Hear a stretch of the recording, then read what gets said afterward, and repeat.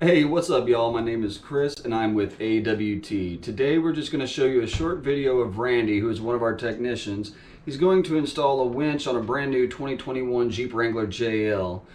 In this video, you will see a time lapse of him installing the winch, and then also he will give a short explanation as to why is it important to re-spool your winch after installation. Go ahead and take a look.